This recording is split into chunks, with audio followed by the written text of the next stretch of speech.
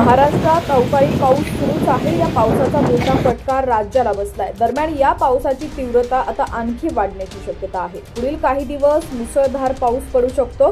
हवामान विभागाने दिलेल्या माहितीनुसार बंगालच्या उपसागरात कमी दाबाचं क्षेत्र तयार होत असून चक्रीवादळाची निर्मिती होते। चक्रीवादळामुळे देशभरात मुसळधार पावसाची शक्यता आहे।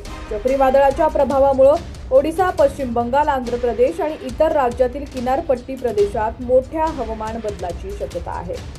संपूर्ण बातमी आपण पुढे पाहूया। त्याआधी तुम्ही HPN मराठी न्यूज चॅनल पहिल्यांदाच पाहत असाल आणि अजूनही चॅनलला सबस्क्राइब केलं नसेल तर नक्की सबस्क्राइब करा आणि बेल आयकॉनवर क्लिक करून नोटिफिकेशन्स मिळवा, जेणेकरून आमचे अपडेट्स लवकरात लवकर तुमच्यापर्यंत पोहोचतील। ताशी 70 किलोमीटर वेगाने हे वादळ किनारपट्टी प्रदेशांना धडकण्याची शक्यता असून त्यामुळे मुसळधार पाऊस पडण्याची शक्यता हवामान विभागाने वर्तवलेली आहे।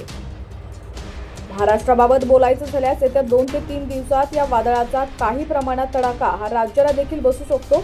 कमी दाबाच्या पट्ट्यामुळे मुसळधार पावसाची शक्यता आहे।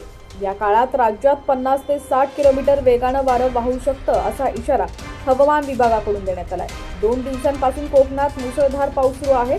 सिंधुदुर्ग जिल्ह्यात वादळासह झालेल्या पावसामुळे मोठं नुकसान झालंय। शेतकऱ्यांना मोठा फटका बसलेला आहे। तसेच दररोजचे अपडेट्स पाहण्यासाठी HPN मराठी न्यूज चॅनलला आत्ताच सबस्क्राइब करा आणि आपल्या शेतकरी बांधवांपर्यंत ही बातमी पोहोचवायला देखील विसरू नका।